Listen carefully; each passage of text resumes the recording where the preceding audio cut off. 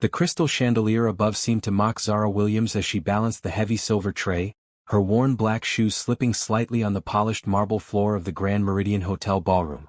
The elegant guests in their designer gowns and expensive suits moved around her like she was invisible, which was exactly how she preferred it during these high-end catering gigs. But tonight felt different. Tonight, something was about to go terribly wrong. She could feel it in the way her hands trembled slightly as she maneuvered through the crowd of wealthy donors at the Children's Hope Foundation charity gala. The tray held 12 glasses of champagne worth more than her monthly rent, and one wrong step could mean disaster. Her supervisor, Mrs. Chin, had already warned all the waitstaff that this was the most important event of the year, hosted by some mysterious billionaire who demanded perfection. "Watch where you're going," she whispered to herself, the same mantra she'd been repeating all evening. At 28, Zara had been working catering jobs for 3 years, ever since her ex-husband left her and their daughter Emma with nothing but debt and broken promises. These fancy events paid better than her regular diner job, but they also came with more pressure and judgmental stares from people who probably spent more on their shoes than she made in a month. The crowd was thicker near the main entrance, where late arrivals were still making their grand entrances. Zara tried to squeeze between two groups of chattering socialites when she heard someone behind her speaking in a low, commanding voice that made her pause. "The quarterly reports show a 15% increase, but I want to see 20 by next month." She turned slightly to see who possessed such an authoritative tone and found herself looking at the back of a tall man in an impeccably tailored black tuxedo. His dark hair was perfectly styled, and even from behind she could sense an aura of power and wealth that seemed to radiate from him like heat. That's when it happened. A woman in a flowing red dress suddenly stepped backward without looking, bumping directly into Zara. The impact sent her stumbling forward, the tray tilting dangerously in her hands. She tried to regain her balance, but her feet tangled in the woman's dress train, and she pitched forward with nowhere to go but straight into the mysterious man's broad back. Time seemed to slow as the silver tray flew from her hands, all 12 champagne glasses spinning through the air like expensive missiles. The sound of crystal shattering against marble echoed through the ballroom, followed by gasps and shocked murmurs from the nearby guests. Golden champagne splashed across the polished floor, creating a small lake of expensive liquid and broken glass. But worse than the mess was what happened next. The man she'd crashed into slowly turned around, and Zara found herself staring up into the most intense pair of gray eyes she'd ever seen. His face was sharp and angular, with high cheekbones and a strong jaw that gave him an almost dangerous beauty. For a moment, neither of them moved, both frozen in the aftermath of the collision. "Oh my God, I'm so sorry," Zara breathed, her dark brown eyes wide with horror as she took in the disaster around them. "I didn't mean to, someone bumped into me and—" She dropped to her knees immediately, frantically trying to gather the larger pieces of broken crystal while apologizing continuously. Her black hair, which she'd carefully pinned back for the event, was now falling loose around her shoulders. She could feel the stares of dozens of wealthy guests boring into her, their whispered comments making her cheeks burn with embarrassment. "Miss, please don't," the man said, his voice surprisingly gentle as he crouched down beside her. "You'll cut yourself." But Zara was too panicked to listen. This job was supposed to help her catch up on Emma's school supplies and maybe even buy her daughter the new winter coat she desperately needed. Now she would definitely be fired and probably asked to pay for the damaged glasses too. "I have to clean this up," she said desperately, her hands shaking as she tried to stack the broken pieces. "Mrs. Chin is going to kill me. I can't lose this job. I just can't." The man reached out and gently caught her wrists, stopping her frantic movements. His touch was warm and surprisingly tender, making her look up at him again. Those gray eyes weren't angry like she'd expected. Instead, they seemed concerned, almost protective. "What's your name?" he asked quietly, ignoring the growing crowd of onlookers. "Zara," she whispered, suddenly very aware of how close they were kneeling on the floor together. "Zara Williams." "Well, Zara Williams," he said with the hint of a smile, "accidents happen. And this wasn't entirely your fault." Before she could respond, Mrs. Chin appeared like a storm cloud, her face red with anger and embarrassment. "Zara, what have you done? Do you have any idea how much those glasses cost? How could you be so careless?" Zara scrambled to her feet, nearly slipping on the wet marble. "I'm sorry, Mrs. Chin. Someone bumped into me and I lost my balance. I can pay for the glasses if you—" "Pay for them?" Mrs. Chen's voice rose higher. "Those were imported crystal. Each glass costs more than you make in a week. You're fired and I'm calling security to escort you out immediately." The humiliation was overwhelming. Zara felt tears stinging her eyes as she realized this meant no paycheck tonight, no money for Emma's coat, and probably no reference for future catering jobs. She'd worked so hard to build up her reputation in the industry, and now it was ruined because of one terrible accident. "That won't be necessary," the mysterious man said, standing to his full height. Something in his tone made Mrs. Chen pause, her angry expression shifting to one of confusion and then recognition. "Sir, I didn't realize you were. I mean, this clumsy waitress has caused such a scene," Mrs. Chen stammered, suddenly much more respectful. "The accident wasn't her fault," he said firmly. "And I don't want her fired over something so trivial." Mrs. Chen's mouth opened and closed like a fish, clearly wanting to argue but not daring to contradict this man. Zara looked between them, confused by the sudden shift in dynamics. Who was this guy that could make her fierce supervisor back down so quickly? "I'll cover the cost of the glasses," he continued, pulling out a black credit card that looked different from any Zara had ever seen. "And I think Zara deserves an apology for being blamed for something that wasn't her fault." The crowd around them had grown larger, with guests craning their necks to see what was happening. Zara felt like she was in some kind of strange dream where nothing made sense. Why was this stranger defending her? And why did everyone suddenly seem so deferential to him? "Of course, sir," Mrs. Chen said quickly. "Zara, please return to your duties. And be more careful." As the crowd began to disperse and hotel staff appeared to clean up the mess, Zara found herself alone with her mysterious rescuer again. She looked up at him, trying to understand what had just happened. "Thank you," she said softly. "You didn't have to do that. I don't even know your name." He smiled then, the first genuine smile she'd seen from him, and it transformed his entire face. Gone was the cold, intimidating businessman, replaced by someone who seemed almost boyish in his charm. "Adrian," he said simply. "And you're welcome." Something passed between them in that moment, a connection that Zara couldn't quite name but could definitely feel. It was like recognition, as if some part of her soul had been waiting her entire life to meet this stranger who had just saved her job and her dignity. "I should get back to work," she said reluctantly, suddenly not wanting to leave his side. "Of course," Adrian said, but his eyes never left her face. "Maybe I'll see you around." As Zara walked away to get a new tray, she could feel his gaze following her across the ballroom. She didn't know it yet, but Adrian Cross, Billionaire CEO and host of tonight's charity gala, had just fallen in love at first sight with a single mother waitress who'd literally crashed into his life. And nothing would ever be the same for either of them. 2 hours had passed since the champagne incident, and Zara couldn't stop thinking about the mysterious man named Adrian. Every time she moved through the ballroom serving drinks and appetizers, she found herself searching the crowd for his tall figure and those intense gray eyes. It was ridiculous, really. Men like him, wealthy, powerful, sophisticated, didn't look twice at women like her. But the way he'd smiled at her, the gentle way he'd stopped her from cutting herself on the broken glass, kept replaying in her mind. She was refilling champagne glasses at the bar when she felt someone approach behind her. Without turning around, she somehow knew it was him. Her pulse quickened as she set down the bottle and slowly faced him.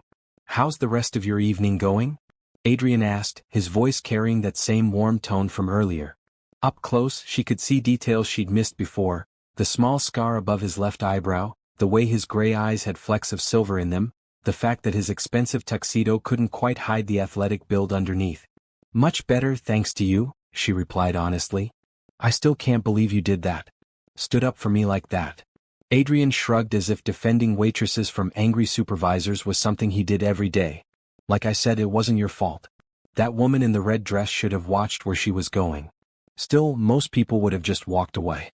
Pretended they didn't see anything," Zara said, studying his face. There was something about him that didn't quite fit with the other wealthy guests. He seemed more genuine, less performed. "You're not like the other people here, are you?" Something flickered across Adrian's expression. Surprise, maybe, or appreciation. "What makes you say that?" "I don't know," Zara admitted, feeling bold. "You just seem real. Most of the guests tonight barely look at the staff like we're invisible. But you actually see people." Adrian was quiet for a moment, and Zara worried she'd overstepped. She was just a waitress after all, and he was clearly someone important based on how Mrs. Chen had reacted to him. But then he smiled again, that transformative expression that made her stomach flip. "You're very perceptive, Zara Williams," he said. "Tell me something about yourself. What do you do when you're not serving champagne to charity donors?" The question caught her off guard. In her experience, wealthy men didn't ask personal questions unless they had ulterior motives, and those motives were usually unpleasant. But Adrian's interest seemed genuine, his gray eyes focused entirely on her as if her answer actually mattered to him. "I work at Murphy's Diner downtown," she said cautiously. "This catering thing is just part-time for extra money." "A diner?" Adrian repeated thoughtfully. "I bet you meet interesting people there." Zara laughed, some of her nervousness fading. "You could say that. We get everyone from construction workers to college students to business people grabbing quick lunches. It's not glamorous, but I like it. The regulars become like family." "Family," Adrian said softly, as if the word held special meaning for him. "That sounds nice." There was something wistful in his tone that made Zara look at him more closely. For all his expensive clothes and obvious wealth, he seemed almost lonely. She was about to ask him about it when Mrs. Chen appeared at her elbow. "Zara, table 12 needs more wine," her supervisor said briskly, though her tone was much more polite than usual. She glanced nervously at Adrian. "Sir, I hope everything is satisfactory with the service tonight." "Excellent as always," Adrian replied smoothly. "Zara has been particularly helpful." Mrs. Chen's eyebrows rose slightly at this praise, but she just nodded. "Of course, sir." "Zara, don't keep the guests waiting." As her supervisor walked away, Zara sighed. "I should go. Duty calls." "Wait," Adrian said, reaching into his jacket pocket. For a moment, Zara's heart sank, thinking he was about to offer her money like she was some kind of charity case. Instead he pulled out a simple business card. "I know this might sound strange, but I'd like to see you again. Outside of work." Zara stared at the card in his outstretched hand, her mind racing. The smart thing would be to politely decline. She had enough complications in her life without adding a wealthy man with unclear intentions. But something about Adrian made her want to take the risk. "I have a daughter," she said suddenly, not sure why she felt the need to mention Emma right away. "She's 6. Instead of backing away like most men did when they learned she was a mother, Adrian's expression softened. "What's her name?" "Emma," Zara said, surprised by his reaction. She's everything to me." "I'd like to hear more about her," Adrian said genuinely. "And about you." Against her better judgment, Zara reached for the business card. It was thick, expensive paper with simple black lettering that read, Adrian Cross, and a phone number. No company name or title, which struck her as odd. "Adrian Cross," she read aloud, testing the name. It sounded familiar somehow, but she couldn't place where she might have heard it. "That's me," he said with a slight smile. "Will you call me?" Before Zara could answer, a commotion near the main stage drew their attention. A distinguished older man in a silver tuxedo was approaching the microphone, and the crowd began to quiet. "Ladies and gentlemen," the man announced, his voice carrying clearly through the ballroom sound system. "I'd like to thank you all for attending tonight's Children's Hope Foundation Gala. Your generosity will help countless families in need." Adrian tensed beside her, and Zara noticed his jaw clench slightly. The speaker continued, "Most importantly, I want to express our gratitude to tonight's host, whose vision and leadership made this event possible. Please join me in thanking Adrian Cross, CEO of Cross Industries." The ballroom erupted in applause, and Zara felt the blood drain from her face as she realized what she was hearing. She turned to stare at Adrian Cross, Billionaire CEO, whose expression had become carefully neutral. Their eyes met, and she saw the exact moment he realized she'd connected the dots. The wealthy, powerful businessman she'd been reading about in newspapers and magazines for years was standing right next to her, having just asked for her phone number like he was any regular guy. "Zara," he started to say, but she was already backing away, the business card falling from her numb fingers to flutter to the floor. "You're Adrian Cross," she whispered, her voice barely audible over the continued applause. "The Adrian Cross." "Yes, but that doesn't change anything," he said urgently, stepping toward her. "What we just talked about, the connection we have." But Zara was already shaking her head, the fairy tale moment crashing down around her. Of course he was out of her league. Of course this was all some kind of mistake or misunderstanding. Men like Adrian Cross didn't fall for single mother waitresses. They had supermodels and socialites throwing themselves at their feet. "I have to go," she said, her cheeks burning with embarrassment. How naive could she be? He was probably just being kind to the help, maybe feeling guilty about the champagne incident. "Zara, please," Adrian called after her, but she was already pushing through the crowd toward the service entrance. She spent the rest of the evening in the kitchen, helping with dishes and avoiding the ballroom entirely. Mrs. Chen didn't question her absence. probably assuming she was trying to stay out of trouble after the earlier incident. But even as she scrubbed champagne glasses and tried to focus on her work, Zara couldn't stop thinking about the look in Adrian's eyes when she'd walked away. It hadn't been relief or amusement like she'd expected. It had been something that looked almost like desperation. As the evening wound down and the last guests departed, Zara found herself wondering what might have happened if she'd stayed to hear what he had to say. But it didn't matter now. By tomorrow, Adrian Cross would have forgotten all about the clumsy waitress who'd literally crashed into his life. Or so she thought. What Zara didn't know was that Adrian had spent the rest of the evening distracted, going through the motions of hosting while his mind replayed every moment of their conversation. He'd never met anyone who looked at him the way she did, not as a bank account or a business opportunity, but as a person.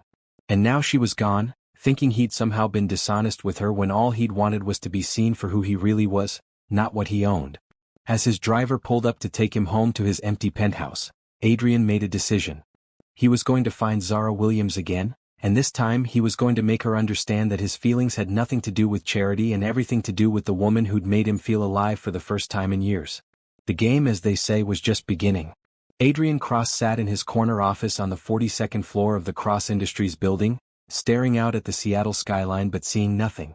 3 days had passed since the Charity Gala, and he couldn't get Zara Williams out of his mind.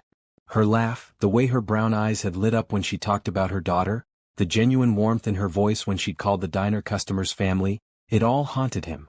He'd built a billion-dollar empire by being decisive and taking action, but when it came to finding one waitress in a city of 700,000 people, he felt helplessly lost.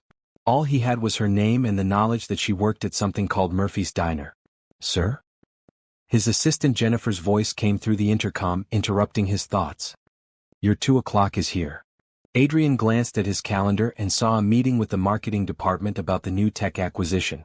Important business that would normally have his full attention, but today he could barely focus on anything except the woman who'd walked away from him 3 nights ago. "Reschedule it," he said into the intercom. "Something's come up." There was a pause. In 5 years of working for Adrian, Jennifer had never known him to cancel a meeting without a serious emergency. "Sir, are you feeling all right?" Adrian almost laughed. No, he wasn't all right. He was a 34-year-old billionaire who'd never had trouble getting any woman's attention, yet he couldn't stop thinking about the one who'd literally run away from him. It was ridiculous and completely unlike him, but he couldn't seem to help himself. "I'm fine, Jennifer. Just clear my schedule for the rest of the day." He grabbed his jacket and headed for the elevator, ignoring the curious stares from his employees. Adrian Cross never left the office early, never deviated from his carefully planned schedule, never did anything impulsive. But then again, he'd never met anyone like Zara Williams before. 20 minutes later, he was sitting in his Aston Martin, typing Murphy's Diner Seattle into his phone's GPS. There were 3 restaurants with that name in the city. He'd start with the one downtown and work his way out from there. The first Murphy's Diner was a small place near Pike Place Market, clearly catering to tourists with its overpriced fish and chips and fake Irish decorations. Adrian walked in wearing his usual expensive suit, immediately drawing stares from the other customers. The teenage hostess looked terrified when he asked about Zara Williams. "I don't know anyone by that name," she stammered, clearly intimidated by his presence. The second Murphy's was in the University District, full of college students and professors. The manager, a tired-looking woman in her 50s, was more helpful but had the same answer: no Zara Williams worked there. By the time Adrian reached the third Murphy's Diner, located in a working-class neighborhood south of downtown, the sun was beginning to set.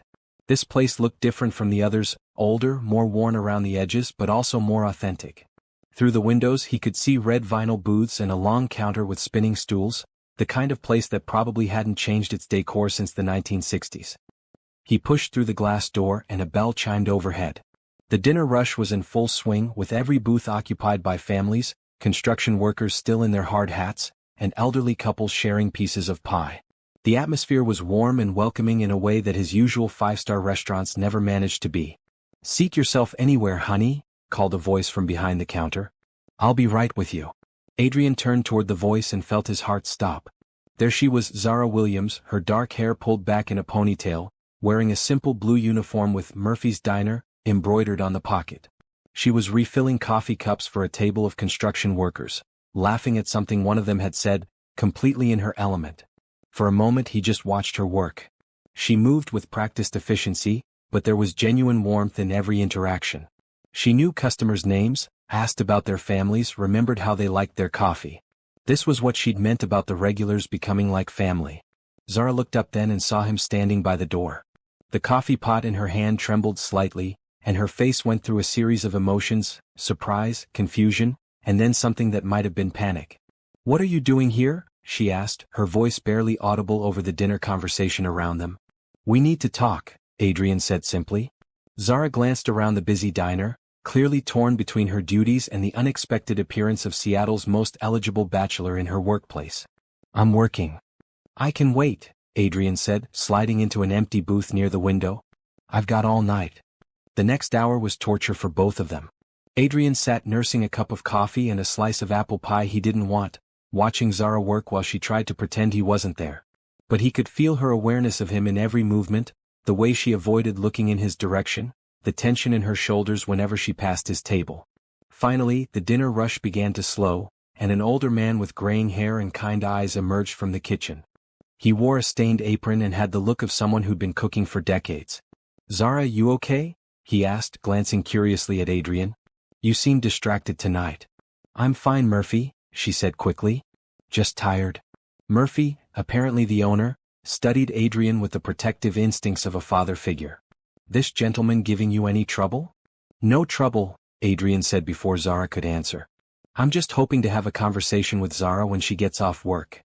"Is that what you want, Z?" Murphy asked, using what was clearly a nickname. The concern in his voice was obvious.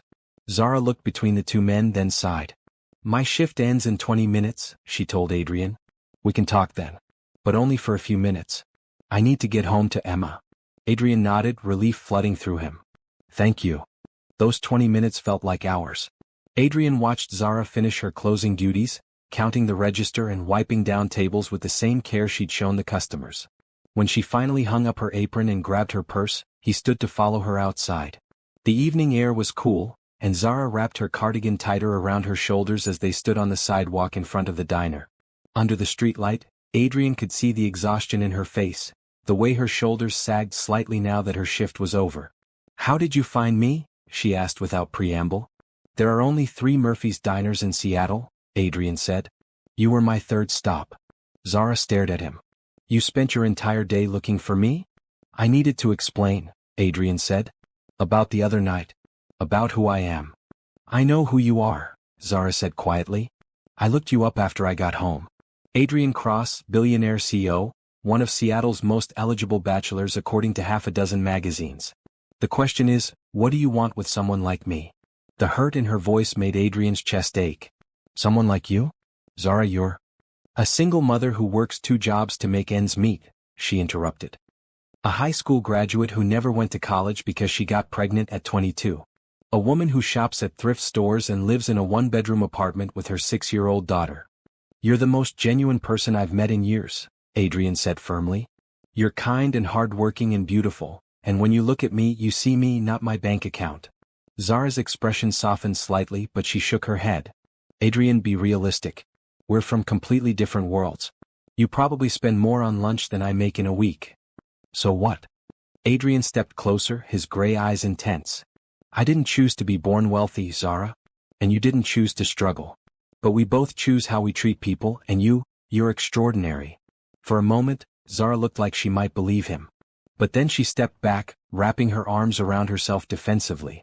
"I can't do this," she said. "Emma has to be my priority. I can't get involved with someone whose life is so complicated, who has people following him around with cameras and reporters asking questions." "What if I told you I'd give all of that up?" Adrian said impulsively. "What if money didn't matter?" Zara looked at him sadly. "But it does matter. It always matters. Men like you don't end up with women like me, Adrian. That's just not how the world works." Before he could argue, she was walking away toward the bus stop, leaving Adrian standing alone under the streetlight. He watched her board the number 47 bus, her tired figure disappearing behind the tinted windows. But as the bus pulled away, Adrian made himself a promise. He wasn't giving up. Zara Williams might think they were from different worlds, but he was going to prove to her that love didn't care about bank accounts or social status. He just had to figure out how to do it without scaring her away again. Back in his car, Adrian sat in the Murphy's diner parking lot for a long time, thinking. Then he pulled out his phone and made a call. Jennifer? It's Adrian. I need you to research something for me. A woman named Zara Williams works at Murphy's Diner on Fifth Avenue. I want to know everything: where she lives, where her daughter goes to school, what her story is. But be discreet about it. There was a pause. Sir, that sounds like... Like what? Like you're stalking someone? Adrian closed his eyes. I'm trying to help someone. There's a difference. Is there? Jennifer asked quietly. The question haunted Adrian all the way home to his empty penthouse. Was he helping, or was he just a wealthy man who wasn't used to being told no? The line between romantic persistence and harassment could be thin, and the last thing he wanted was to make Zara's life more difficult. But as he lay in bed that night, staring at the ceiling, Adrian couldn't shake the memory of the way Zara had looked at him in those first moments at the gala, before she knew who he was, when she'd seen just a man who'd been kind to her. That was the person he wanted to be for her. Not Adrian Cross the billionaire, but just Adrian. The man who would move heaven and earth to make her smile. Now he just had to figure out how to prove it. 2 weeks had passed since Adrian had found Zara at Murphy's Diner, and she'd managed to convince herself that their strange encounter was over. Billionaires didn't pursue waitresses from the wrong side of town, no matter what romantic movies suggested. Adrian Cross had probably already forgotten her name and moved on to someone more suitable to his lifestyle. So when she walked into the diner for her morning shift and saw a familiar figure sitting at the counter, her first instinct was to turn around and walk right back out. "Morning, Z," Murphy called from behind the grill, apparently oblivious to her frozen state. "Your friend's been waiting for about 20 minutes. Says he's not in any hurry." Adrian turned on his stool, and Zara felt that same jolt of attraction she'd experienced at the gala. He looked different in the daylight streaming through the diner's windows, less intimidating, more approachable. Instead of an expensive suit, he wore dark jeans and a simple gray sweater that somehow made his eyes look even more striking. "Hi, Zara," he said quietly, his voice carrying that same gentle tone from their first meeting. "What are you doing here?" she asked, glancing around nervously.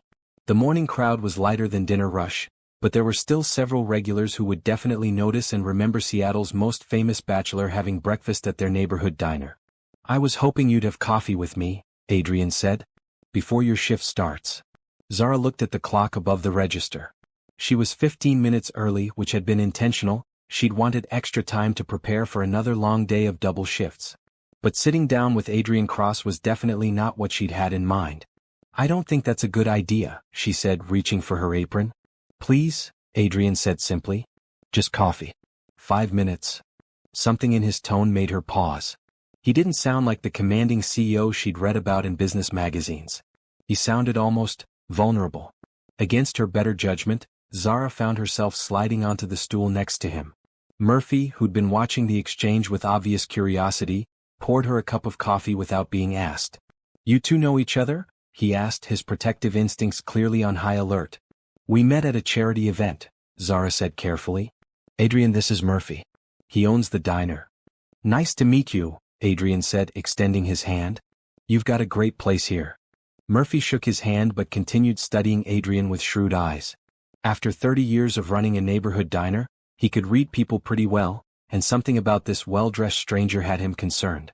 "I'll be in the kitchen if you need anything, Z," Murphy said pointedly, making it clear he'd be keeping an eye on things. When they were relatively alone, Zara turned to Adrian. "Seriously, what are you doing here? This isn't exactly your crowd." Adrian looked around the diner, taking in the worn vinyl booths, the faded photographs of old Seattle on the walls, the mismatched coffee cups and plates. "Actually, I like it. It feels real." "Real," Zara repeated skeptically. "As opposed to what?" "As opposed to the restaurants I usually go to, where everything is perfect and sterile and nobody actually talks to each other," Adrian said. "Where the waiters call you sir, and act like they're afraid of you." Zara studied his face, surprised by the loneliness she heard in his voice. "Is that really how you live?" "Most of the time," Adrian admitted. "Until I met you."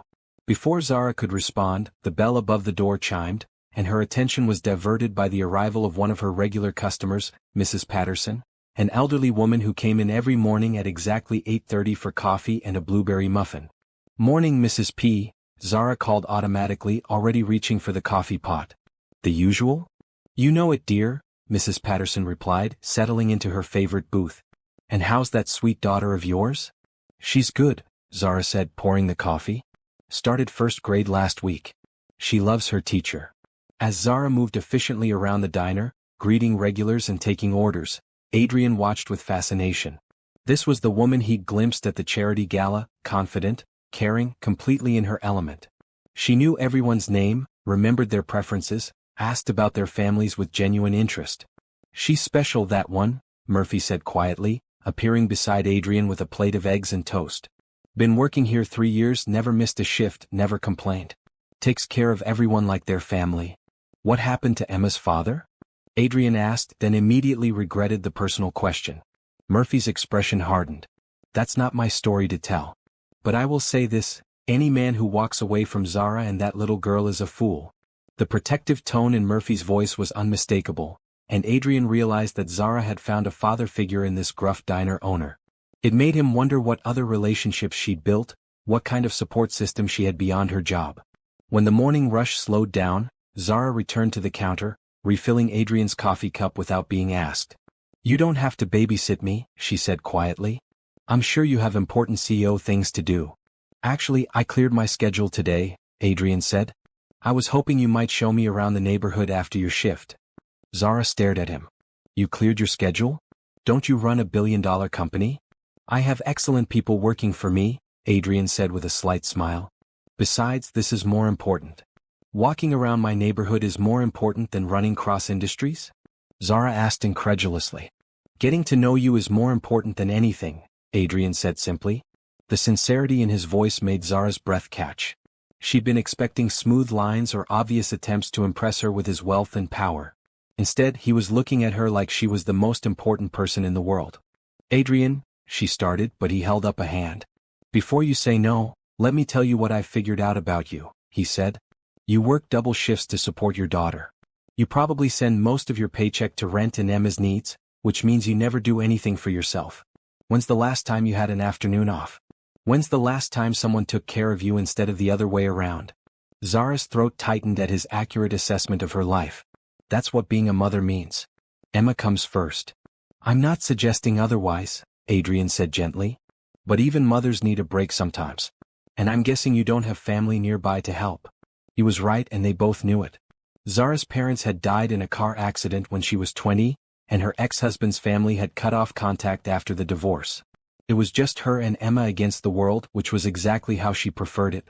Depending on other people only led to disappointment. "What exactly are you suggesting?" she asked cautiously. "Let me buy you lunch," Adrian said. "Somewhere nice but not fancy. We can talk, get to know each other without any pressure. If you're not comfortable, we can leave anytime." Zara glanced at the clock. Her shift ended at 2, and she didn't have to pick up Emma from school until 3:30. She could catch the bus to Lincoln Elementary and still have time for a quick lunch. "1 hour," she said finally. "And somewhere in this neighborhood.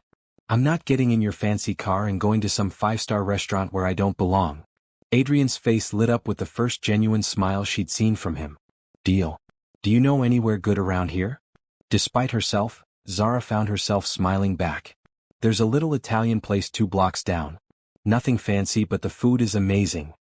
"Perfect," Adrian said, pulling out his wallet to pay for his breakfast.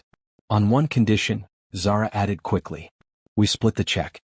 I'm not a charity case." The flash of hurt that crossed Adrian's face surprised her. "I never thought you were. But I asked you to lunch, so I'd like to pay." "It's not about charity, it's about being a gentleman." Something in his tone made Zara reconsider. Maybe she was being too defensive, reading insults where none were intended. "Okay," she said quietly. "But nothing expensive." "I promise," Adrian said. "Just 2 people having lunch and conversation." As Zara finished her shift, she found herself looking forward to their lunch more than she wanted to admit. Adrian had been nothing but respectful and kind, and there was something about him that made her want to believe his interest was genuine. What she didn't know was that Adrian had been coming to the diner every morning for the past week, learning her schedule, getting to know Murphy and the other regulars. He discovered that Zara worked double shifts most days, that she walked to work to save bus fare, that she often skipped lunch to save money. More than that, he'd learned that everyone who met Zara Williams fell a little bit in love with her kindness and strength. Murphy treated her like a daughter, the regular customers asked about Emma like she was their own granddaughter, and even the delivery drivers who brought supplies to the diner always had a smile and a friendly word for her. Adrian Cross had spent years surrounded by people who wanted something from him, his money, his influence, his connections. But Zara Williams was the first person he'd met who seemed to want nothing from him except maybe to be left alone. And that, paradoxically, made him want to give her everything. As they walked toward the Italian restaurant, Adrian felt something he hadn't experienced in years: hope. Not for a business deal or a successful acquisition, but for something much more precious and much more fragile. The chance to be loved for who he was, not what he owned. The little Italian restaurant, Mama Rosa's, was exactly the kind of place Zara had promised: nothing fancy, but warm and welcoming, with red checkered tablecloths and the smell of garlic and basil filling the air. Adrian found himself genuinely relaxed for the first time in weeks as they settled into a corner booth. "This is perfect," he said, looking around at the family photos covering the walls and the handwritten menu specials on a chalkboard. "How did you find this place?" "Emma and I come here sometimes for special occasions," Zara said, then immediately looked embarrassed. "I mean, not very often. Just when I've had a good week with tips or—" "You don't have to explain," Adrian said gently. "I'm glad you shared this with me." Their conversation flowed easier than Zara had expected. Adrian asked thoughtful questions about her life, her dreams, her relationship with Emma, and actually listened to the answers instead of just waiting for his turn to talk. When she mentioned Emma's love of books, his whole face lit up. "She wants to be a writer?" he asked. "She says she wants to write stories about princesses who save themselves," Zara said with obvious pride.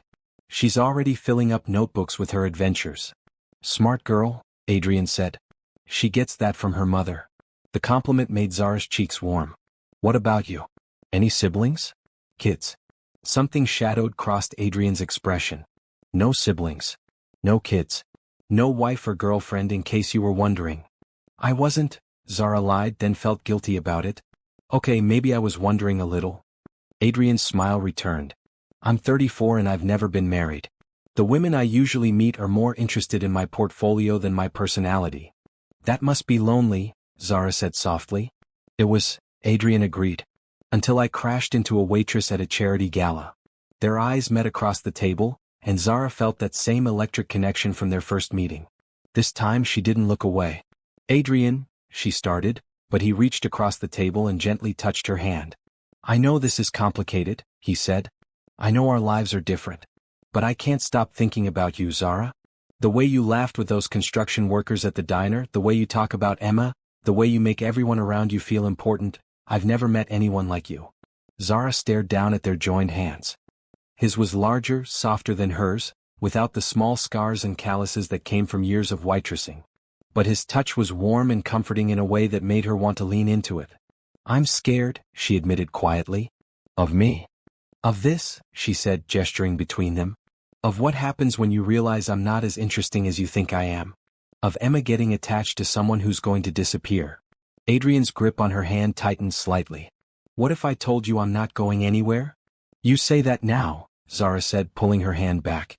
"But you don't really know me.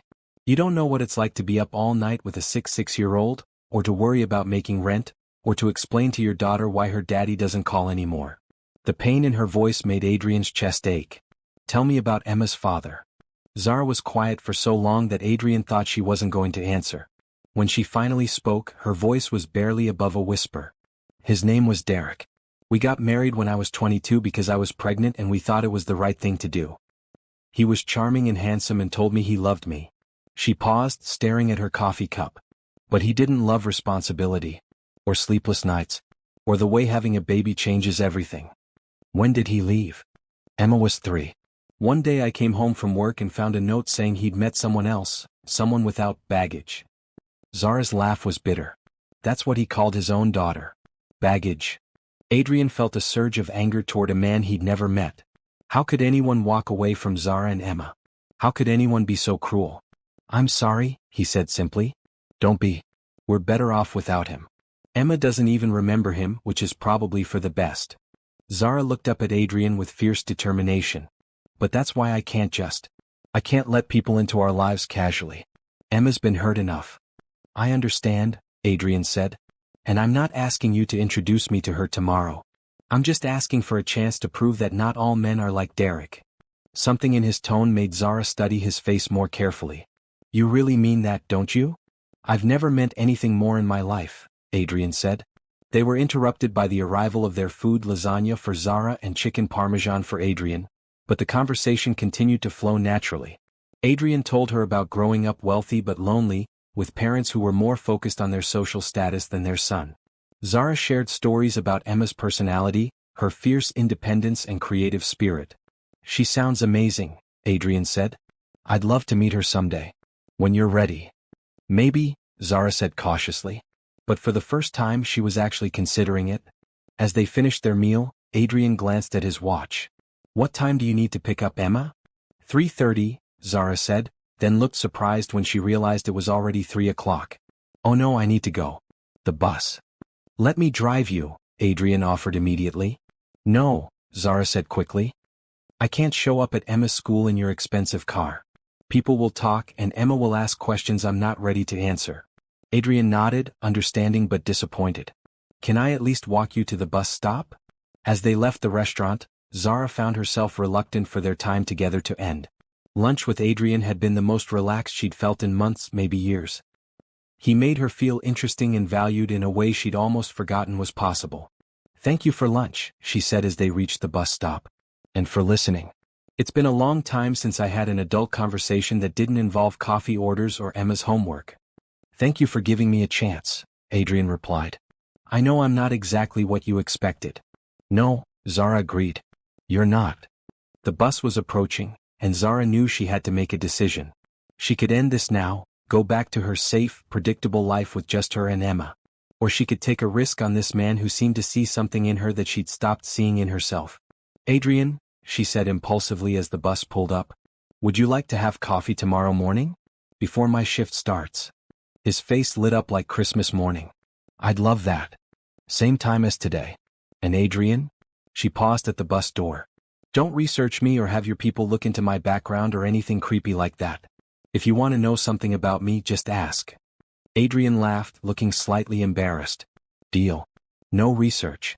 As the bus pulled away, Zara watched Adrian through the window until he disappeared from view. She was taking a huge risk, she knew that. But for the first time since Derek left, she was willing to believe that maybe, just maybe, she deserved something good in her life. What she didn't know was that Adrian was already planning ways to show her just how special she was, without overwhelming her or scaring her away. He wanted to be part of her world, not drag her into his. And for a man who was used to getting everything he wanted through money and power, learning to win someone's heart with patience and genuine caring was going to be the greatest challenge of his life. But as he walked back to his car, Adrian Cross had never been more motivated to succeed at anything. 3 weeks had passed since that first lunch at Mama Rosa's, and what had started as morning coffee had evolved into a routine that Zara found herself looking forward to more than she cared to admit. Adrian arrived at Murphy's diner every morning at 8 o'clock sharp, ordered coffee and whatever Murphy recommended for breakfast, and spent an hour talking with Zara during the slow period before the lunch rush. He never pressured her for more time, never made her feel guilty about keeping their relationship casual, and had become genuinely friendly with Murphy and the regular customers. Mrs. Patterson had started asking about that nice young man every day, and even the gruff construction workers had warmed up to him after he'd picked up their breakfast tab one morning without making a big deal about it. Zara was beginning to think that maybe, just maybe, she'd found someone who could fit into her carefully structured life without disrupting the delicate balance she'd worked so hard to create for herself and Emma. That illusion came crashing down on a Tuesday morning in October. Zara was refilling the coffee dispenser when she noticed Murphy reading the business section of the Seattle Times.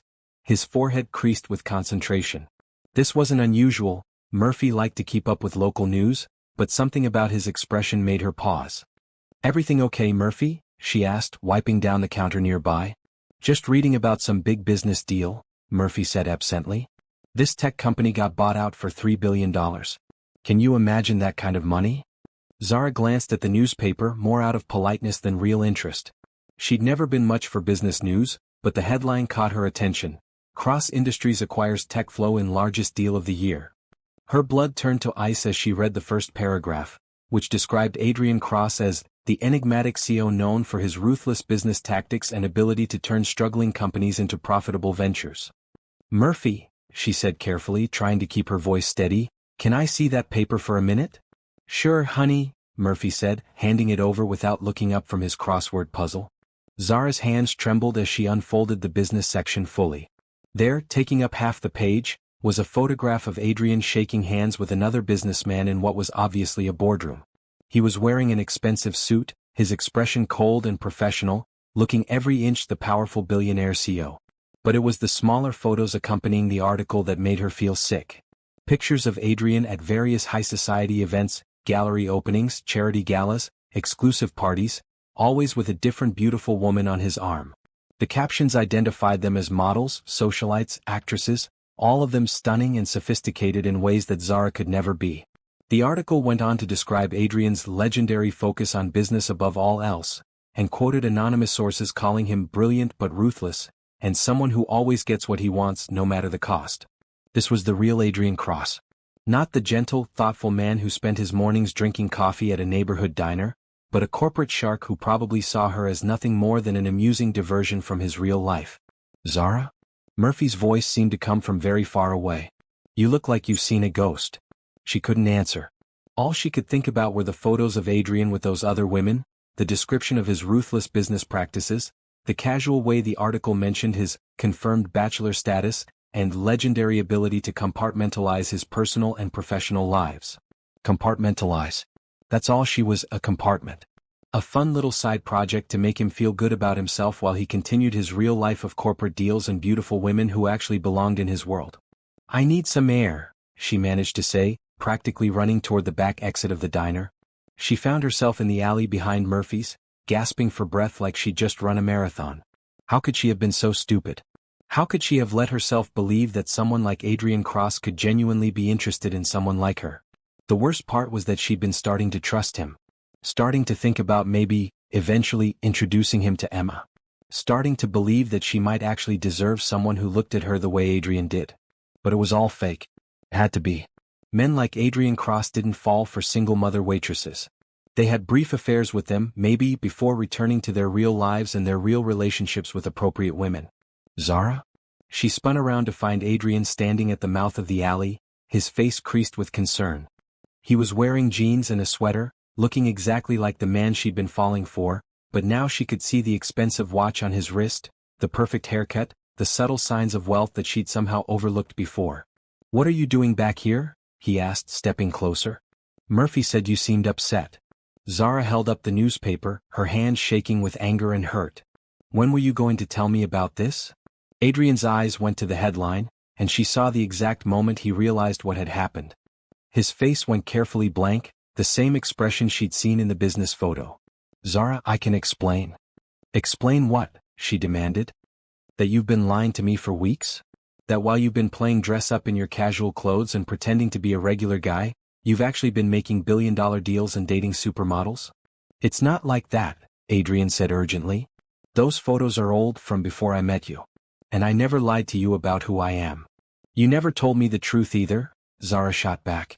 You let me think you were just some successful businessman, not the Adrian Cross who's on the cover of Fortune magazine and dates actresses.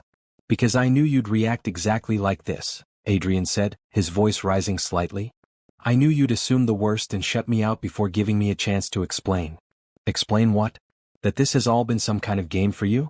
That you've been slumming it with the working-class girl for kicks?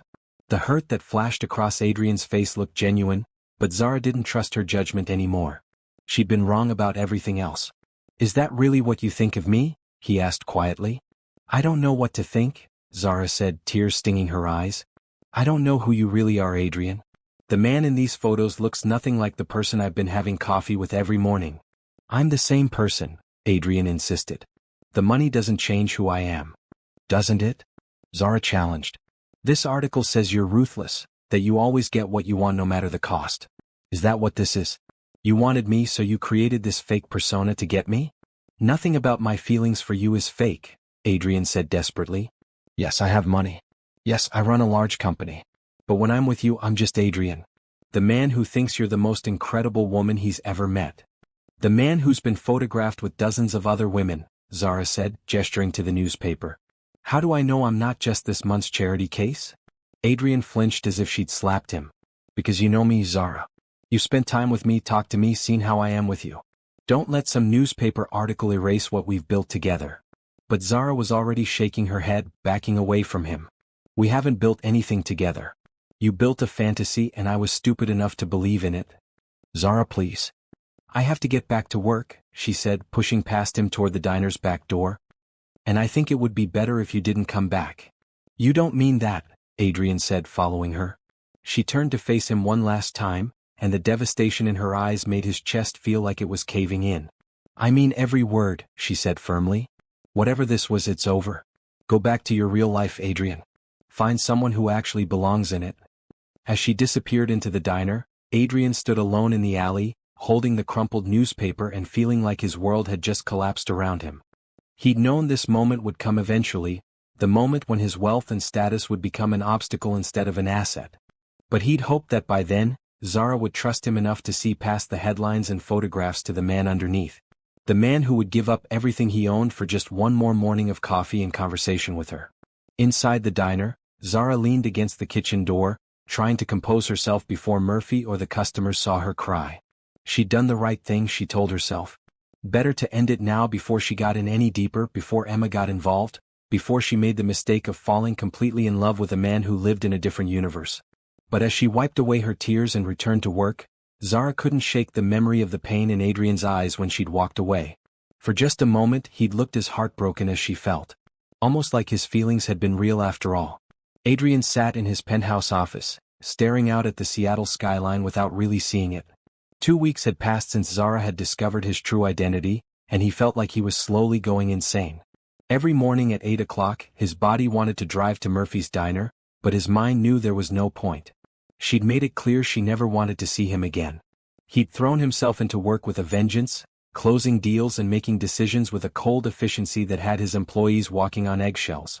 But no amount of corporate success could fill the hollow ache in his chest where his heart used to be. "Sir?" Jennifer's voice came through the intercom. "Your 3 o'clock is here." Adrian glanced at his calendar and saw a meeting with the board of directors about the quarterly projections. Important business that would have commanded his full attention just a month ago, but now felt meaningless. "Send them in," he said automatically. As his boardroom filled with expensive suits and quarterly reports, Adrian found his mind wandering to Zara. Was she working the lunch shift today?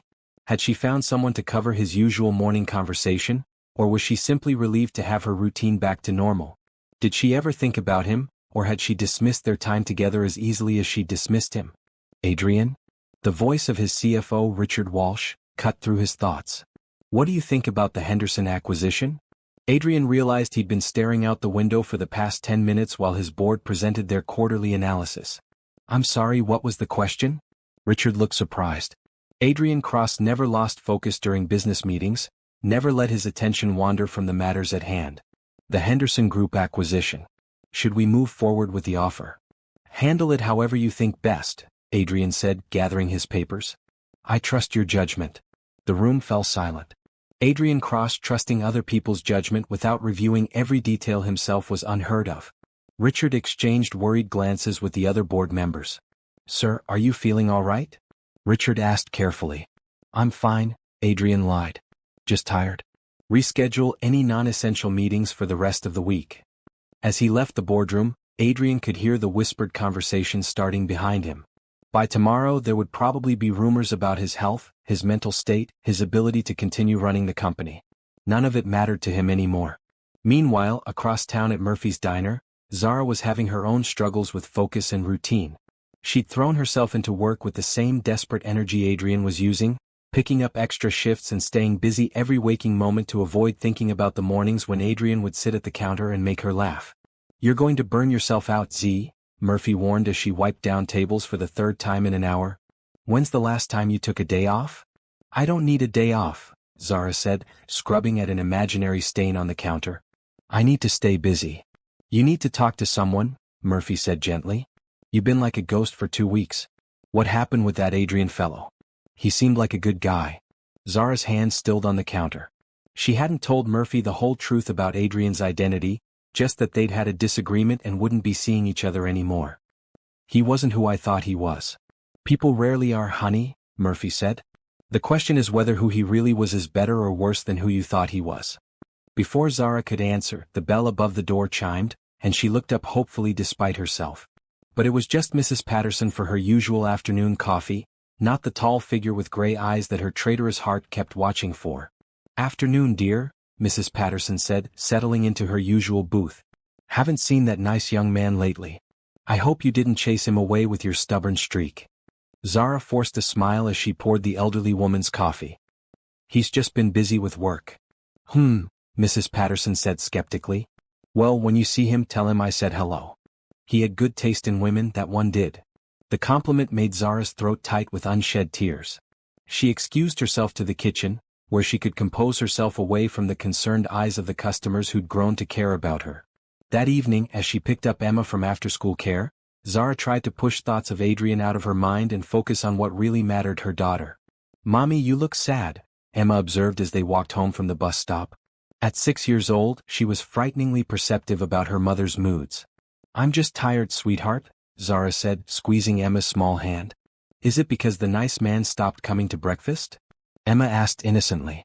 Zara stopped walking. What nice man? The one with the gray eyes who always smiled when he looked at you, Emma said matter-of-factly. I saw him through the window when I walked by the diner with Mrs. Rodriguez.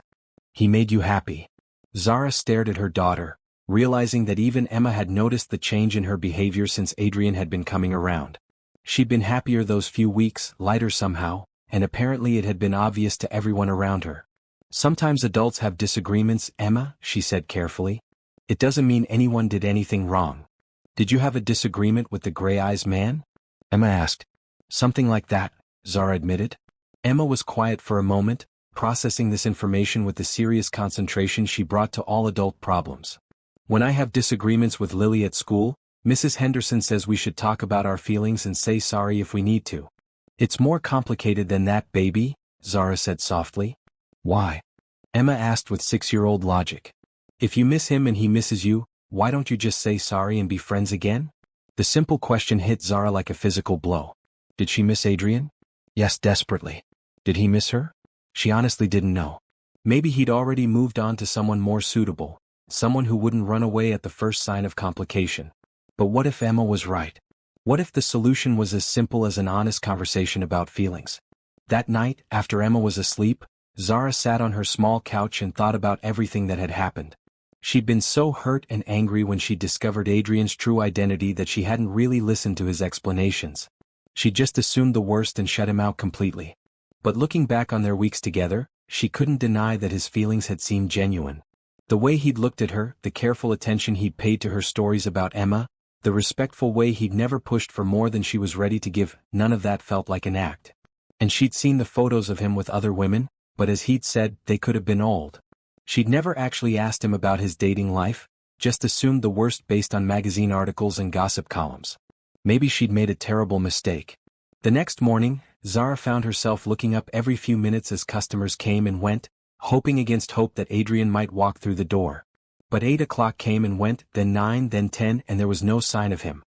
He's not coming back, is he? She asked Murphy during a quiet moment. Murphy looked at her with knowing eyes. Would you, if someone you cared about told you never to come back? Zara felt tears sting her eyes. I was scared, Murphy. I thought he was lying to me. Was he? Murphy asked gently. I don't know, Zara admitted. Maybe not about the important things. Then maybe, Murphy said, it's time to find out for sure. As Zara served customers and went through the motions of her routine, she made a decision. She was going to find Adrian Cross and have the honest conversation they should have had 2 weeks ago. She was going to listen to his side of the story with an open mind and heart. And maybe, if she was very lucky and very brave, she might discover that some fairy tales were real after all. But first, she had to figure out how to reach a billionaire CEO who probably never wanted to see her again. It started with a fever on a Thursday night. Emma woke up crying, her small body burning with heat, and Zara knew immediately that this wasn't just a typical childhood cold. Her motherly instincts, finely tuned after 6 years of single parenting, screamed that something was seriously wrong. My tummy hurts, Mommy, Emma whimpered as Zara checked her temperature. The thermometer read 103.2 degrees, high enough to send a chill of fear through Zara's entire body. I know, sweetheart, Zara soothed, trying to keep the panic out of her voice. We're going to get you feeling better. She spent the night in Emma's room, applying cool washcloths and giving her daughter small sips of water. But by morning, Emma was worse. The fever hadn't broken, and she was complaining of severe stomach pain and nausea. Zara called in sick to both of her jobs and took Emma to the emergency room at Seattle Children's Hospital. The waiting room was crowded with other worried parents and sick children, and it took 4 hours before they were finally seen by a doctor. Dr. Sarachin was young but thorough, examining Emma with gentle hands while asking Zara detailed questions about the symptoms. After blood tests and an ultrasound, she delivered news that made Zara's world tilt on its axis. Emma has appendicitis, Dr. Chin explained, her voice professional but kind. We need to operate immediately to remove her appendix before it ruptures. Surgery? Zara's voice came out as a whisper. But she's only 6. I know this is scary, Dr. Chin said. But appendectomies are very routine procedures, especially when we catch them early like this. Emma should recover completely with minimal complications. But as Dr. Chin continued explaining the procedure, Zara's mind was already racing ahead to the practical concerns. Surgery meant hospital bills. Recovery time meant missing work. And if there were any complications, what about insurance? Zara asked, hating that she had to think about money when her daughter was lying on a hospital bed in pain. Dr. Chen's expression became more guarded. Our financial counselor will speak with you about that. The important thing right now is getting Emma the care she needs. 2 hours later, as Emma was being prepped for surgery, Zara sat in the consultation room across from Janet Morrison, the hospital's financial counselor. The numbers on the papers in front of her might as well have been written in a foreign language. The surgery itself will cost approximately $15,000, Janet said gently. Your insurance will cover about 60%, leaving you responsible for roughly $6,000. But if there are any complications or if Emma needs to stay longer than anticipated. Zara stopped listening. $6,000 might as well have been $6 million. She had maybe $300 in her savings account and was already behind on this month's rent. How was she supposed to come up with that kind of money? We do offer payment plans, Janet continued, and there are some charity programs you might qualify for. What kind of charity programs? Zara asked, swallowing her pride. Well, there's the Children's Hope Foundation that helps families in financial need. They've been very generous in covering medical costs for qualifying families. The name hit Zara like a physical blow. The Children's Hope Foundation, the same charity gala where she'd first met Adrian. The same organization he'd been hosting that night when she'd crashed into his life. I'll take whatever applications you have, Zara said quietly. But even as she filled out the paperwork, Zara knew it would take weeks to process the applications, and Emma needed surgery now. She was going to have to find another way to pay for her daughter's care. The surgery went well. Emma's appendix was removed without complications, and she was moved to a recovery room where Zara could sit beside her bed and hold her small hand while she slept off the anesthesia. She did beautifully, Dr. Chin assured her. She should be able to go home tomorrow if all goes well tonight. Relief flooded through Zara, followed immediately by renewed worry about the bills that would be coming. She'd already missed 2 days of work, which meant 2 days without tips.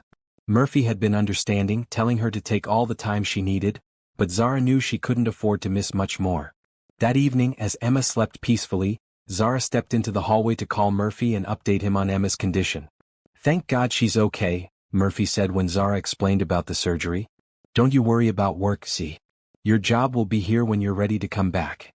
I can't afford to miss much more time, Zara said, exhaustion weighing down her voice. You can't afford not to take care of your daughter, Murphy said firmly. Money isn't everything, honey. But money was everything when you didn't have enough of it. Money was the difference between being able to pay for your child's medical care and going into debt that could take years to recover from. As Zara hung up the phone, she found herself thinking about Adrian for the first time in days. Not because she missed him, though she did, desperately, but because she remembered what he'd said about wanting to help people, about using his wealth for good causes. For one crazy moment, she considered calling him, swallowing her pride and asking for help from the man she'd pushed away. But the thought was gone almost as quickly as it came. She'd made her choice when she told him never to come back. She couldn't run to him now just because she needed money. The next morning brought more complications. Emma developed a low-grade fever during the night, which meant she needed to stay in the hospital for additional observation. Dr. Chin assured Zara it was probably nothing serious, just her body's way of recovering from the trauma of surgery, but it meant another day of hospital costs and another day away from work. Mommy, when can we go home? Emma asked weakly from her hospital bed. She looked so small surrounded by all the medical equipment, and Zara's heart broke a little more. Soon, sweetheart, Zara promised. As soon as the doctors say you're ready. I miss my room, Emma said. And Mr. Bear. Mr. Bear was Emma's favorite stuffed animal, left behind in their apartment in the rush to get to the hospital. Zara made a mental note to ask Mrs. Rodriguez, their neighbor, to pick him up when she went home to shower and change clothes. "I'll get Mr. Bear for you," Zara said, smoothing Emma's hair back from her forehead. "Everything's going to be okay, baby. I promise." But as she said the words, Zara wondered if she was making a promise she couldn't keep. The medical bills were mounting, she was missing work, and she had no idea how she was going to manage everything on her own. For the first time since Derek had left, Zara felt truly overwhelmed by the responsibility of single motherhood. She'd always been so proud of her independence, her ability to handle whatever life threw at her. But sitting in that hospital room watching her daughter sleep and worrying about bills she couldn't afford to pay, Zara felt more alone than she ever had in her life. What she didn't know was that across town, Adrian Cross was about to learn about Emma's hospitalization through a source she never would have expected. And when he did, nothing was going to stop him from helping the woman and child who had become more important to him than his entire fortune. The wheels of fate were turning, and sometimes the people we push away are the ones who refuse to give up on us, no matter how hard we try to convince them to leave. Adrian was reviewing quarterly reports in his office when his phone buzzed with a text from an unknown number. He almost ignored it, his personal number was closely guarded, and few people outside his inner circle had access to it. But something made him look at the message. "Mr. Cross, this is Murphy from Murphy's Diner. Zara's little girl is in the hospital. She's too proud to ask for help, but I thought you should know. Seattle Children's Hospital, room 314. Adrian stared at the message, his heart hammering against his ribs. Emma was in the hospital? What had happened? Why hadn't Zara called him? But even as the questions flooded his mind, Adrian was already moving.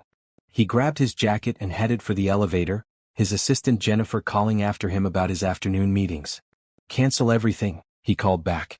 "And Jennifer? Get me Dr. Richard Steinberg on the phone. Tell him it's urgent." Dr. Steinberg had been Adrian's family physician for years and sat on the board of several hospitals in Seattle. If anyone could find out what was happening with Emma Williams, it would be him. 20 minutes later, Adrian was pacing the hallway outside Seattle Children's Hospital, speaking quietly into his phone. "Appendectomy," Dr. Steinberg was saying. "Routine surgery, but the child developed a mild post-operative fever, so they're keeping her for observation. She should be fine, Adrian, but what?" Adrian demanded. "The family doesn't have adequate insurance coverage. They're looking at several $1,000s in medical bills, possibly more if there are complications." Adrian closed his eyes, imagining Zara's terror at facing such an enormous expense on a waitress's salary. "Can you arrange to have the bills transferred to me? Quietly, without the mother knowing?" "That's unusual, Adrian. Are you sure about this?" "Completely sure," Adrian said. "And Dr. Steinberg? I want the best pediatric care available. If Emma needs anything at all, I want her to have it." "I'll make some calls," Dr. Steinberg promised. After hanging up, Adrian stood in the hospital corridor, debating whether to go upstairs to room 314. Zara had made it clear she didn't want to see him, but her daughter was sick, and she was probably terrified and alone. The decision was made for him when he saw a familiar figure emerging from the elevator. Zara, looking exhausted and stressed, carrying a small overnight bag and a worn teddy bear. She looked terrible, Adrian thought with a pang of concern. Her hair was messy, her clothes wrinkled from sleeping in a hospital chair, and there were dark circles under her beautiful brown eyes. But she was still the most wonderful sight he'd seen in weeks. "Zara," he said softly. She spun around, her eyes widening with shock when she saw him. "Adrian? What are you doing here?" "Murphy texted me," Adrian said, holding up his phone. "He said Emma was in the hospital." A dozen emotions flickered across Zara's face: surprise, confusion, and something that might have been relief before she shuttered her expression. "She's fine," Zara said stiffly. "Just appendicitis. Routine surgery." "Can I see her?" Adrian asked. "I don't think that's a good idea," Zara said, but her voice lacked conviction. "Please," Adrian said simply. "I've been worried about both of you." Something in his tone must have gotten through to her, because after a long moment, Zara nodded. 5 minutes. She's been through enough without dealing with adult drama. Room 314 was bright and cheerful, decorated with cartoon characters and filled with flowers and balloons. Emma was awake, sitting up in bed and coloring in a book, looking small but alert. "Emma, sweetheart," Zara said gently, "there's someone here to see you. This is Adrian, the friend I told you about." Emma looked up with curious dark eyes that were exactly like her mother's. "You're the gray-eyes man from the diner?" she said matter-of-factly. Adrian felt his throat tighten. "That's right. How are you feeling?" "My tummy hurts, but the doctor says I'm brave," Emma said proudly. "Do you want to see my stitches?" "Emma," Zara said quickly, but Adrian was already moving closer to the bed. "I'd love to see them," he said seriously. "Battle scars are very important." As Emma showed off her bandages and explained the details of her surgery with 6-year-old enthusiasm, Adrian found himself falling completely in love with this brave little girl who was so much like her mother. She was smart and funny and resilient, and watching her made him understand even more why Zara was so fiercely protective of their small family. "Mr. Adrian," Emma said suddenly, "are you going to marry my mommy?" "Emma?" Zara's face turned bright red. "It's okay," Adrian said, meeting Emma's direct gaze. "That would depend on whether your mommy wanted to marry me." "She talks about you when she thinks I'm sleeping," Emma confided, ignoring her mother's mortified expression. "She says you have kind eyes."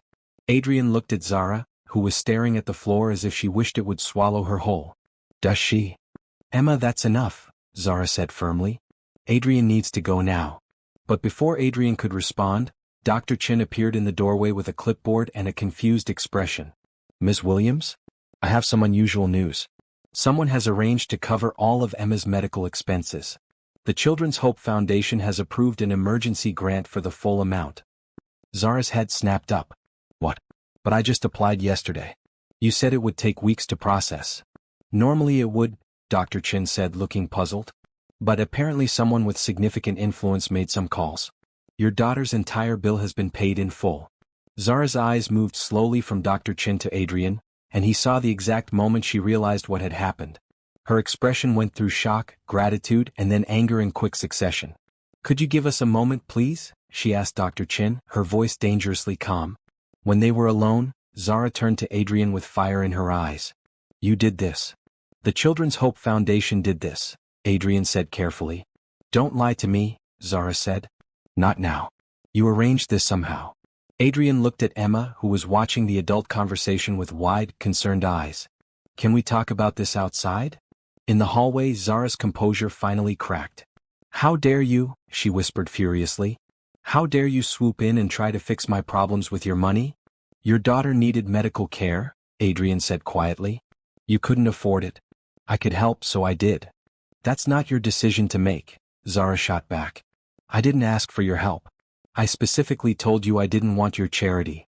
"This isn't charity," Adrian said firmly. "This is someone who cares about you and Emma making sure you get the help you need." "Someone who cares about me?" Zara's laugh was bitter. "You don't even know me, Adrian. You know the fantasy version you created in your head." "I know you worked 2 jobs to support your daughter," Adrian said, his voice rising slightly. "I know you're proud and stubborn and terrified of depending on anyone. I know you'd rather go into debt than accept help, even when that help could change everything for you and Emma. And I know you think you can solve everything with money," Zara countered. "But some things can't be bought, Adrian. Trust, respect, genuine affection. None of that comes with a price tag." Adrian stared at her, feeling like she'd just punched him in the chest. "Is that really what you think? That I'm trying to buy your affection? What else am I supposed to think?" Zara demanded. "You show up here after weeks of silence and magically make all my problems disappear. How is that not trying to buy me?" "Because I love you." Adrian exploded, his voice echoing in the hospital corridor. "Because I've been miserable for weeks without you, and when I found out Emma was sick, all I could think about was making sure you both were okay." The words hung in the air between them, raw and honest and completely unexpected. Zara stared at him, her anger faltering in the face of his obvious sincerity. "You love me?" she whispered. "Yes," Adrian said simply. "I love your strength and your kindness and the way you make everyone around you feel important. I love how you laugh at Murphy's terrible jokes and remember Mrs. Patterson's coffee preferences. I love that you're raising an incredible little girl who's brave and smart and everything good about you." Tears were streaming down Zara's face now, and Adrian reached up to gently wipe them away. "I love you, Zara Williams," he said softly. "Not because I think I can buy you, but because you're the first person who ever made me want to be better than I am." For a moment, Zara leaned into his touch, her eyes closing as if she was memorizing the feeling. But then she stepped back, shaking her head. "Love isn't enough," she said brokenly. "We're still from different worlds, Adrian. Emma's medical bills might be paid, but what about next time? What about all the other ways our lives don't fit together? Then we'll figure it out, Adrian said desperately. Together. We'll make our lives fit. But Zara was already backing away, her expression closing off again. I need to get back to Emma. Thank you for what you did, truly. But this doesn't change anything between us. As she disappeared back into Emma's room, Adrian leaned against the hospital wall and closed his eyes. He told her he loved her and she'd still walked away. Maybe she was right.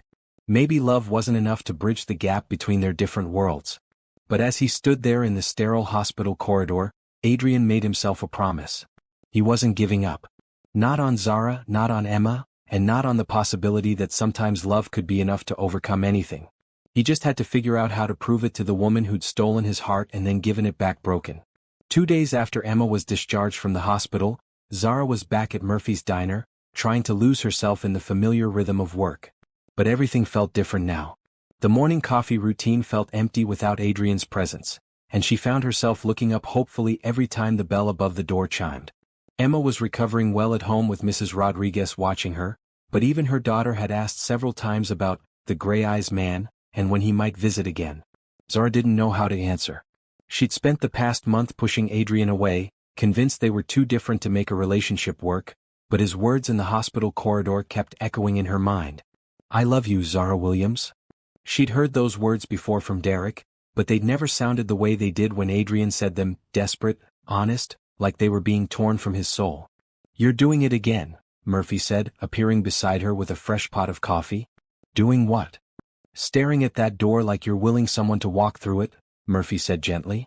Maybe it's time to stop waiting and do something about it. I can't, Zara said, wiping down the counter for the third time. We're too different, Murphy. He lives in penthouses and boardrooms, and I live in a one-bedroom apartment and work 2 jobs. It'll never work. Says who? Murphy challenged. The only thing I see is 2 people who care about each other making things complicated when they don't need to be. Before Zara could argue, the diner's door chimed, and she looked up to see a man in an expensive suit entering. But it wasn't Adrian, it was a distinguished older gentleman she didn't recognize. Ms. Williams? He asked, approaching the counter. My name is Richard Walsh. I work with Adrian Cross. Could I speak with you for a moment? Zara's heart sank. Had Adrian sent his employee to tell her to stop bothering him? I'm working, she said stiffly. It will only take a moment, Richard said. It's about the Children's Hope Foundation. Against her better judgment, Zara found herself following Richard to a quiet booth in the back of the diner. He pulled out a folder and set it on the table between them. Adrian has asked me to establish a new program, Richard said. A foundation specifically designed to help single mothers with emergency medical expenses for their children. Zara stared at him. What does this have to do with me? He wants you to run it, Richard said simply. The salary would be equivalent to what you make at both your jobs combined plus benefits. You'd be helping families in situations similar to your own. The offer was so unexpected that Zara couldn't process it at first. He wants to give me a job? He wants to give you a purpose, Richard corrected. You'd be perfect for this position, Ms. Williams. You understand what these families are going through because you've lived it. And Adrian? Zara asked quietly. Would I be working with him? Richard shook his head. The foundation would be completely independent. Adrian would have no involvement in the day-to-day operations. He's removing himself entirely to avoid any appearance of conflict of interest. Zara looked down at the job description in the folder. It was everything she'd never dared to dream of: meaningful work, good pay, the chance to help other families avoid the terror she'd felt when Emma was sick. But it also meant accepting help from Adrian, which felt too much like charity. I need to think about it, she said finally. Of course, Richard said, standing to leave. But Ms. Williams? For what it's worth, I've worked with Adrian for 8 years, and I've never seen him care about anything the way he cares about this foundation. Or about you. After Richard left, Zara sat in the booth staring at the job offer, her mind racing. Was this Adrian's way of taking care of her from a distance? Another attempt to solve her problems with money? Or was it something more, a genuine recognition of her abilities and a chance to build something meaningful? That evening, as she tucked Emma into bed, her daughter brought up the subject that had been on both their minds. Mommy, why don't you call Mr. Adrian? Emma asked. If you miss him and he misses you, why can't you be together? It's complicated, sweetheart, Zara said, smoothing Emma's hair. But you said complications are just problems that need solutions. Emma pointed out with 6-year-old logic. What's the problem? Zara was quiet for a moment, considering her daughter's question. What was the problem really? That Adrian was wealthy and she wasn't? That seemed less important now than it had a month ago. That he'd lied to her? He hadn't really, he'd just been a regular person trying to have a normal relationship. The problem, Zara said slowly, is that I'm scared. Of what? Of getting hurt again. Of trusting someone and having them leave like Daddy did. Emma was quiet for a moment, processing this with the serious concentration she brought to all important matters. But Mr. Adrian isn't Daddy, she said finally. He has kind eyes. And he made you happy. Out of the mouths of babes, Zara thought. Emma was right, Adrian wasn't Derek. He'd never given her any reason to doubt his sincerity except for the wealth and status that had nothing to do with the man she'd fallen in love with. The next morning, instead of going to the diner, Zara found herself standing in the lobby of the Cross Industries building, clutching the job offer in her hand and trying to work up the courage to go upstairs. She'd called ahead and been told that Mr. Cross was in meetings all morning, which was perfect.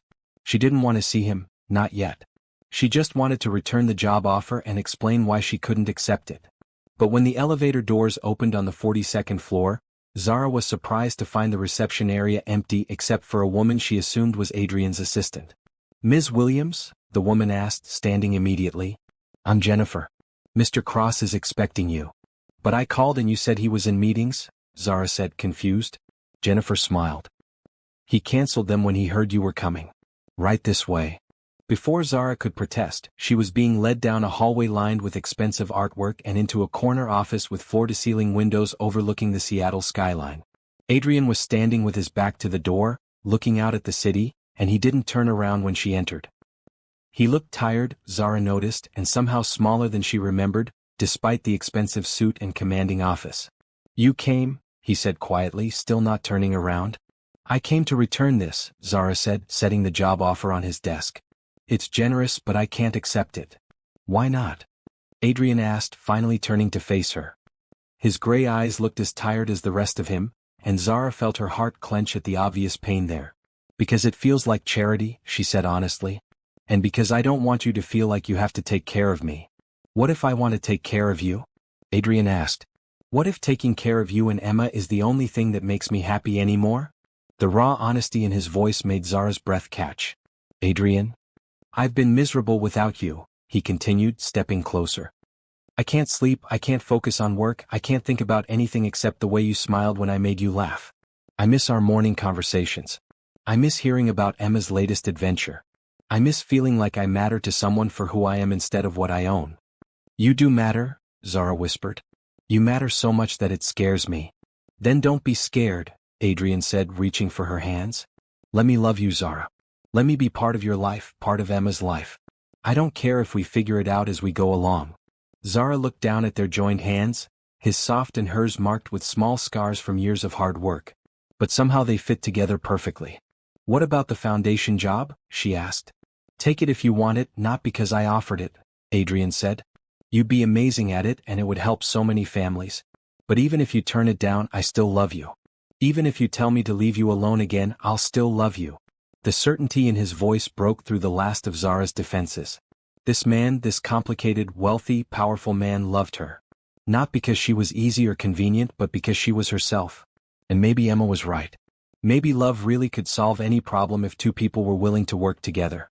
I love you too, she said softly, and watched Adrian's face transform with joy. Does that mean you'll give us a chance? He asked hopefully. It means I'm tired of being scared, Zara said. It means I want to see what happens when we stop fighting this and start building something together. Adrian's smile was brighter than the Seattle sunshine streaming through his office windows. What about Emma? Will she be okay with this?